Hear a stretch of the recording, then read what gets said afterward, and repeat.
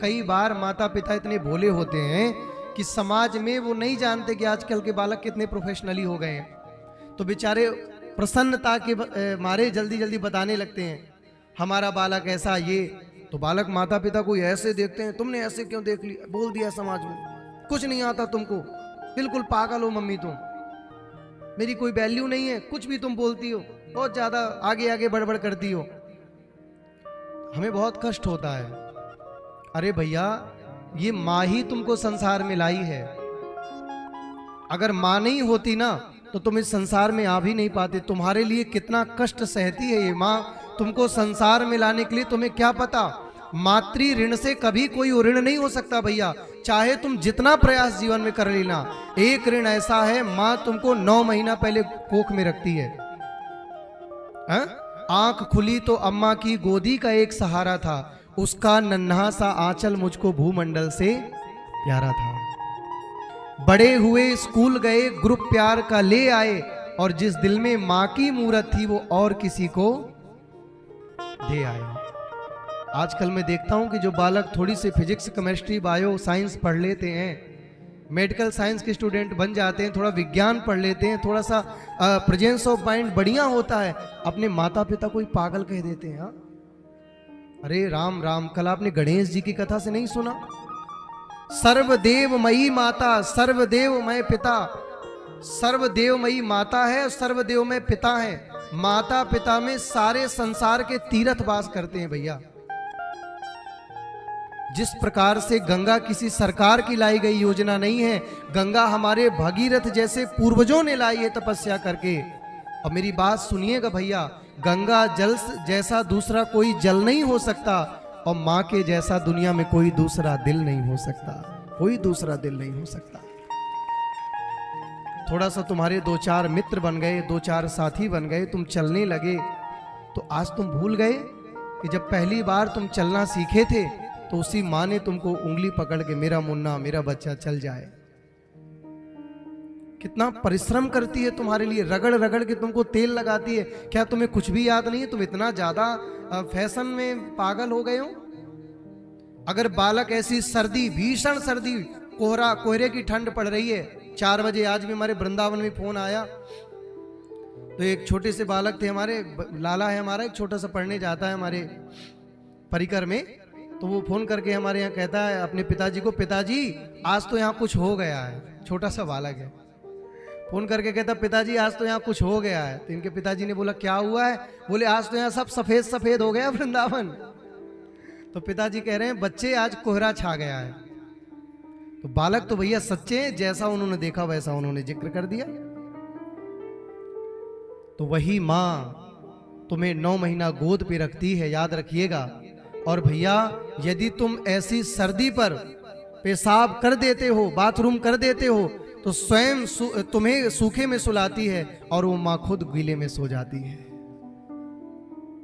बड़े हुए शादी योग्य हुए, रिश्तों के बंधन में झूल गए, अब करवा चौथ मनाते हो माँ की ममता को। एक माँ हमारे पास रोती आई आज, बोली हमारे बेटा बेटी बिल्कुल नहीं सुनते, बिल्कुल नहीं सुनते महाराज जी। मैं कहती भी हूं कि एक रोटी गाय को खिला दो। और एक हमारी भी धर्म की माँ है जो पधारी है, बहुत बहुत साधुवाद, बहुत अच्छा लगा हमें, आज कथा पर आई है, बहुत विलंब से आई। आप विलंब हो गया आपको आने में, तो बहुत ध्यान से सुनिएगा। तो भैया माँ जैसा कोई नहीं हो सकता इस संसार में। स्वयं भैया एक याद रखना, तुम कितने बड़े पैसे वाले बन जाओ, तुम कितने बड़े नौकर चाकर तुम्हारे लग जाएं, कितने मॉडर्न बन जाओ, कितनी बढ़िया से बढ़िया पोस्ट पर तुम आ जाओ, लेकिन जैसे एक सच्ची माँ ना हो तो बच्चे की पूरी परवरिश बिगड़ जाती है, और एक सच्चा पति ना मिले तो पूरी जिंदगी नरक हो जाती है। जिसकी माँ बचपन में मर जाए, उस बालक को जब सौतेली माँ पालती है भैया, तब उस बालक की आंखें खुल जाती हैं कि अपनी माँ कैसी होती है। गलत तो नहीं कर रहा? बोलिए हाँ जी या ना जी। किसी बालक की जन्मदात्री माँ, भगवान न करे किसी दुश्मन की बिछड़े, जब बिछुड़ जाती है, तो वो बेटा जब बड़े होकर के जानता है कि मुझे तो किसी पराई माँ ने पाला है, तो एक बार के लिए उसकी छाती फट जाती है भैया, वो अपने आप को संभाल नहीं पाता और उसके सारे स्वप्न चकनाचूर हो जाते। बोले अब किसके लिए जीऊं, न मेरी असली माँ का पता। पिता है तो दूसरे माँ पे मोहित घूम रहा है, अब किसके लिए मैं जीऊं, करूं तो करूं क्या। और ऐसे बालक ही मेरी माँ संसार में कुछ कर पाते हैं। किसी दुश्मन की माँ ना बचपन में गुजरे, लेकिन जिसकी माँ गुजर जाती है वो बालक तो भैया जीते जी अनाथ हो जाते हैं, अनाथ हो जाते हैं। उनका कोई नहीं होता है। जैसे तैसे कभी गाय का, कभी भैंस का, कभी बोतल का दूध पी पी करके बालक बड़े होते हैं। भगवान करे कुछ ना जाए, एक घड़ी पिता ना मिले और माँ बच्चे की रहे तो बालक जीवन जी लेता है, और माँ जिसकी चली जाए वो बालक तो भैया जीते जी असहाय होता है। तो मेरी एक प्रार्थना है भैया, माँ जैसा संसार में कोई नहीं होता। जैसे तुम्हारी ये 5 उंगलियां हैं, अगर तुम एक को भी काटोगे तो दर्द होगा।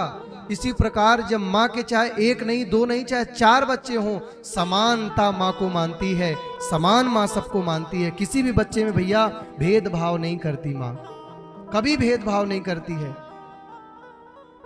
तुम कितने बड़े सफल हो जाओ, लेकिन माँ के लिए तुम वही रहोगे जो तुम छोटे में थे।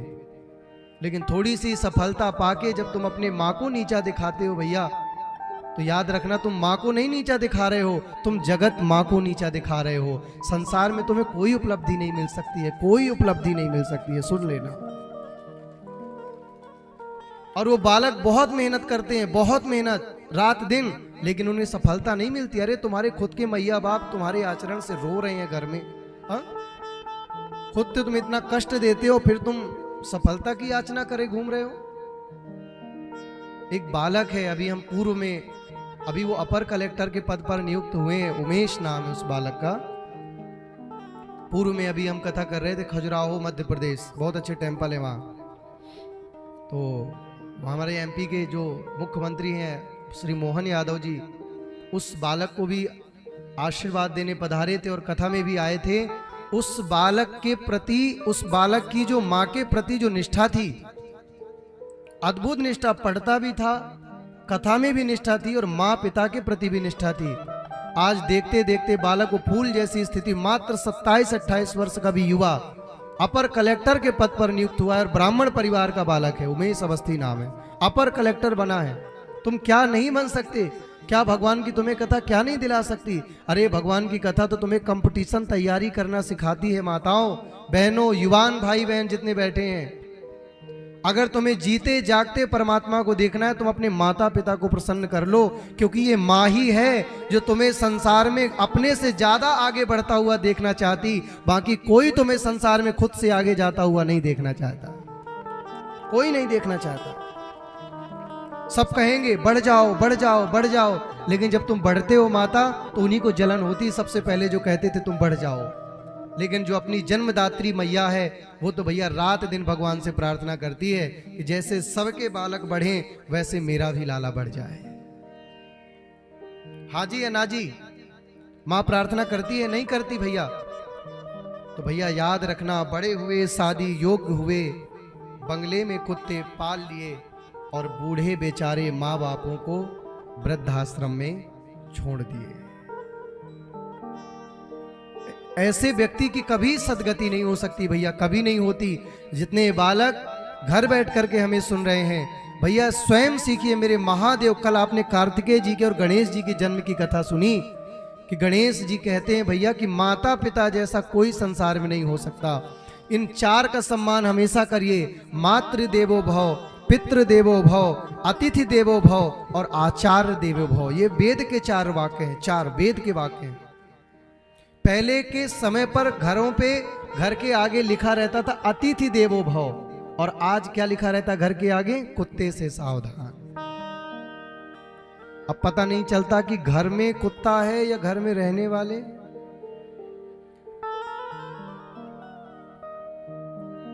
बोलो महादेव, राधे राधे बोलना पड़ेगा और जोर से, और जोर से। पहले क्या लिखा जाता था? अतिथि देवो भव, आचार्य देवो भव, मातृ पितृ छाया, मातृ देवो भव, पितृ देवो भव। लेकिन क्या अब ये देखने को मिलता है? बताइए हाजी या नाजी, देखने को मिलता है?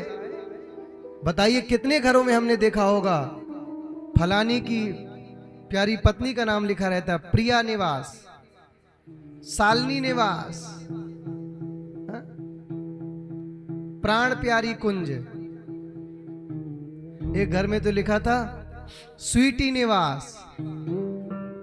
हमने कहा हम इस पे तो बिल्कुल ही नहीं रहेंगे। अब ये पता ही नहीं चला कि रहने वाली स्वीटी है, घर स्वीट है, क्या है इसका मैटर।